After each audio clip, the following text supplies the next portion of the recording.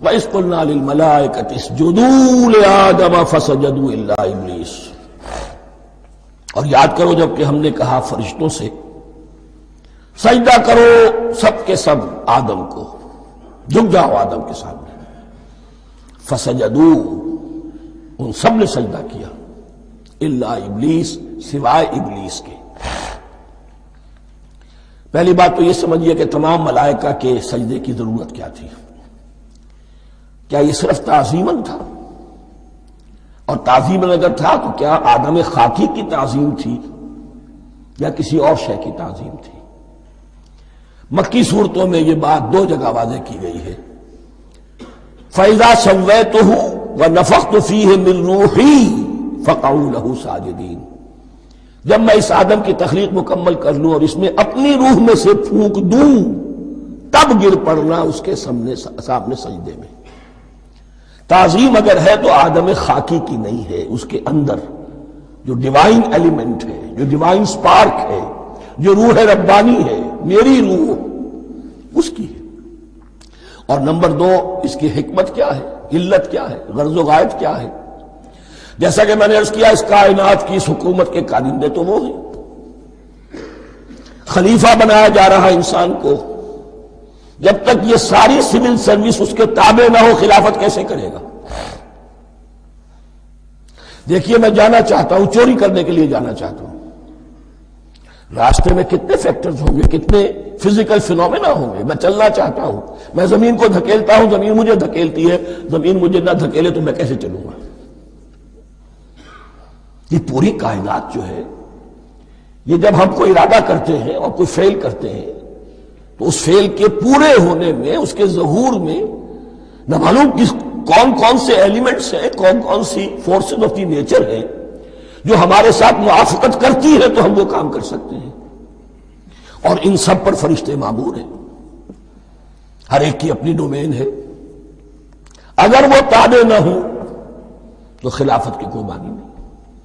خلافت دی گئی ہے، یہ ادھر جانا چاہتا ہے جانے دو، یہ نماز کے لیے مسجد میں جانا چاہتا ہے جانے دو، یہ چوری کے لیے نکلا ہے نکلنے دو، اس لیے کہ اس کو جو اختیار دیا گیا ہے، اس کے اختیار کے استعمال میں یہ تمام جو قوتیں ہیں وہ اس کے ساتھ موافقت کرتی ہیں، تب اس کا کوئی ارادہ، وہ اچھا ہو یا برا، وہ پایہ تکمیل کو پہنچ سکتا ہے۔ یہ گویا کہ سبارڈینیشن اس کے لیے سمبل کہ تمام فرشتوں کو جھکا دیا گیا۔ البتہ اس آیت میں ایک مغالطہ پیدا ہوتا ہے، الا ابلیس، سوائے ابلیس کے۔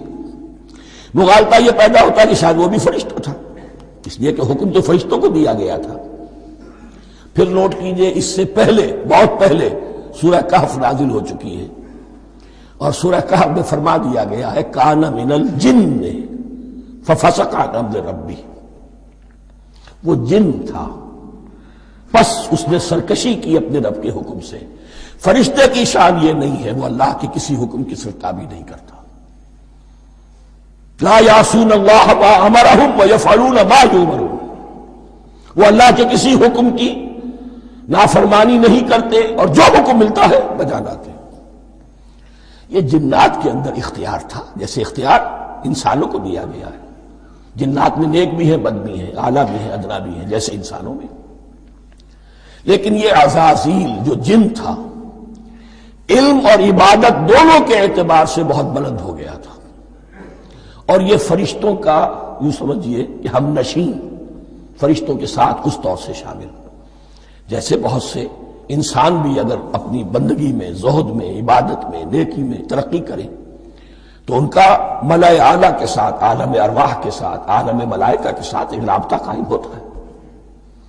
اسی طریقے سے وہ جو عزازیل تھا، جن ہونے کے باوجود اپنی نیکی، عبادت، پارسائی اور اپنے علم میں فرشتوں سے بہت آگے تھا، اس لیے معلم الملکوت کی شکل اختیار کر چکا تھا۔ اس کو اپنی زون تھا، یہ بات جیسا کہ میں نے عرض کیا 7 مرتبہ قرآن میں یہ بات آئی ہے، قصہ ابلیس و آدم، کہ فرشتوں کو حکم ہوا کہ سجدہ کرو، سب جھک گئے، ابلیس نے سجدے سے انکار کر دیا 7 مرتبہ۔ یہ 7ویں مرتبہ ہے جو ہم پڑھ رہے ہیں، مصحف میں پہلی مرتبہ آ رہا ہے، ترتیب نزول میں 7ویں مرتبہ آ رہا ہے۔ یہ آدم و ابلیس کا قصہ اس سے آگے سورہ اعراف میں آئے گا، پھر سورہ ہجر میں آئے گا، سورہ بنی اسرائیل میں آئے گا، سورہ کہف میں آئے گا، سورہ طٰہٰ میں آئے گا، سورہ صاد میں آئے گا، 6 مرتبہ مکی قرآن میں، 1 مرتبہ یہاں۔ تو یہاں اشارہ نہیں کیا، اس لیے مغالطہ ہو سکتا ہے، لیکن یہ کہ سورہ کہف میں آپ کو بتا چکا ہوں، کان من الجن ففسق عن امر ربی، اس نے اپنے رب کے حکم سے سرتابی کی۔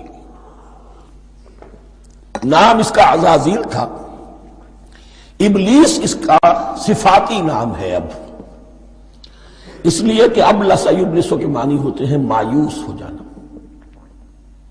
یہ اللہ کی رحمت سے بالکل مایوس ہے، اور مایوس جو ہو جائے وہ شیطان ہو جاتا ہے۔ اب میرا تو چھٹکارا نہیں ہے، جتنوں کو برباد کر سکوں کروں، میری تو عاقبت خراب ہو چکی ہے، جتنوں کو اپنے ساتھ، ہم تو ڈوبے ہیں سنم، تم کو بھی لے ڈوبیں گے۔ اب وہ شیطان اس معنی میں کہ انسان کی عداوت اس کی گھٹی میں پڑ گئی، اس نے اللہ سے پھر اجازت بھی لی کہ مجھے مہلت دے دے، یوم یبعثون، قیامت تک کے دن کے لیے، تو میں ثابت کر دوں گا کہ یہ آدم اس رتبے کا حقدار نہ تھا، مستحق نہ تھا جو اسے دیا گیا۔ انا خیر منہ، میں اس سے بہتر ہوں۔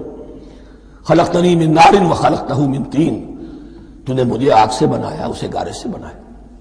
لیکن یہ تکبر ہے در حقیقت کہ جس نے اسے راندہ درگاہ حق کر دیا۔ وَإِذْ قُلْنَا لِلْمَلَائِكَةِ اسْجُدُوا لِآدَمَ فَسَجَدُوا إِلَّا إِبْلِيسَ أَبَىٰ وَاسْتَكْبَرَ، ابا، اس نے انکار کیا، واستکبر، اور تکبر کیا، استکبار کیا، وَكَانَ مِنَ الْكَافِرِينَ۔ کانا عربی زبان میں 2 طرح کا ہوتا ہے، تامہ، ناقصہ۔ ایک معنی یہ ہو سکتے ہیں کہ ہو گیا، اب اپنے اس استکبار اور انکار کی وجہ سے کانا من الکافرین، وہ کافروں میں سے ہو گیا۔ ایک کانا تامہ ہوتا، تھا ہی کافروں میں سے، یعنی اس کے اندر سرکشی چھپی ہوئی تھی، اب ظاہر ہو گئی۔ یہ معاملہ ہوتا ہے، کسی شخص کی بدنیت ہی اس کے اوپر پردے پڑے رہتے ہیں نیکی کے، زہد کے، کسی خاص وقت میں آ کر وہ ننگا ہو جاتا ہے، اور جو اس کے اندر تھا اصل، اس کی حقیقت، وہ سامنے آ جاتی ہے۔ اس کا امکان ہے، تو دونوں معنی اس کے ہو سکتے ہیں۔